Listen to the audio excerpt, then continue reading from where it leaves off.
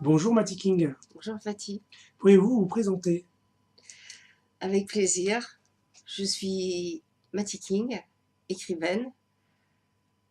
J'ai écrit 3 livres, La femme au miroir, Innocence coupable et La boîte de Pandore.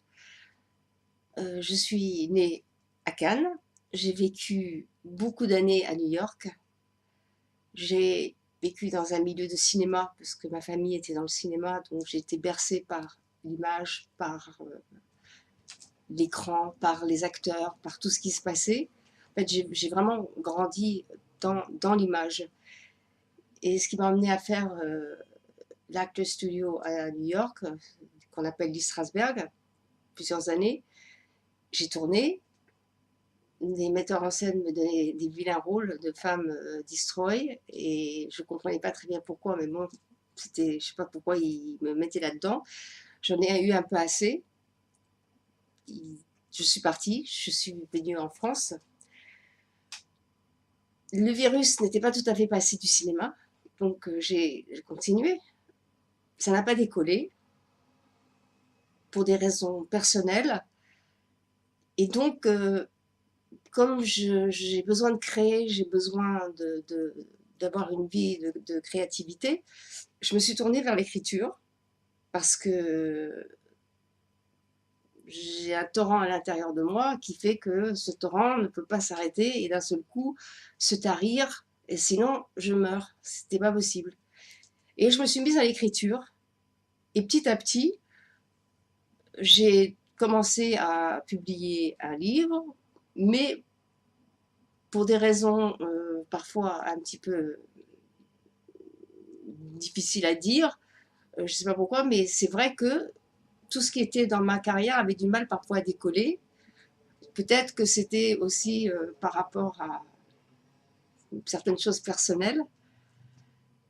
Et voilà, donc voilà, je me suis présentée.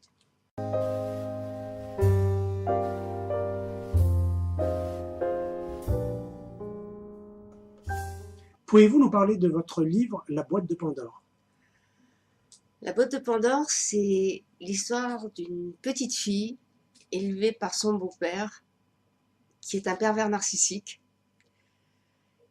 Et l'histoire, d'ailleurs, au fur et à mesure de son évolution, va montrer de la façon dont agissent ces pervers narcissiques.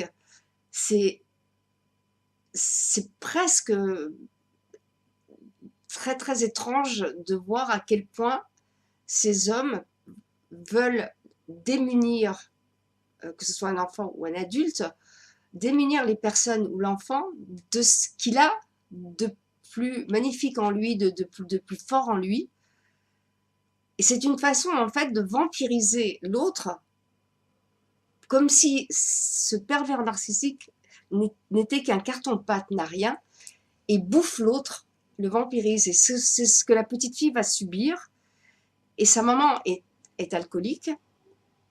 Pour sortir probablement du problème conjugal qui est absolument atroce, et cet homme est subjugué par l'enfant, mais subjugué d'une façon complètement destructrice. Il veut sa mort, mais sa mort psychologique. Donc tout ce qu'il fait, c'est pour petit à petit en faire un objet. Tout ce qu'elle dit ne vaut rien, est stupide. En fait, c'est vraiment, il lui dit aussi, je suis moi, tu es moi, je suis toi. Enfin, des choses où il n'y a pas de frontière entre lui et elle. Donc, il, il s'accapare son cerveau, et c'est facile, un enfant est une éponge, donc elle l'aime, mais elle a très peur parce que cet enfant sent qu'elle est manipulée. Il y a une résistance de l'enfant, et ça c'est très mauvais. L'adolescente va vivre des choses très dures, puisqu'elle résiste au lavage de cerveau, et il n'y a rien de pire que de résister à un pervers narcissique, c'est mortel. Donc petit à petit, cet enfant va devenir femme, et essayer de se défaire de l'emprise de ce pervers, parce que c'est une emprise mortelle, et il faut qu'elle trouve une façon de s'échapper de ce labyrinthe où elle est prisonnière, mais il n'y a pas de barreau, elle est prisonnière par sa tête, par son esprit, c'est comme s'il l'habitait. Donc elle va petit à petit rencontrer des gens, faire des choses comme dans tous mes livres, et elle va rencontrer un professeur de kickboxing. C'est un homme beaucoup plus jeune qu'elle.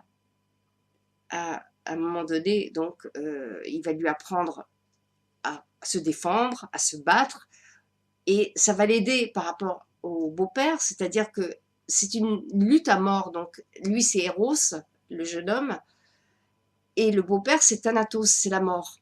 Donc elle va rester de plus en plus, essayer de plus le voir, de faire en sorte de vraiment s'isoler de ce pervers narcissique qui va lui coller derrière, qui va l'appeler, qui va la harceler. Et ce jeune homme va réussir petit à petit à l'aider. Mais je ne dévoilerai pas parce que je ne vous dirai pas si elle va s'en sortir.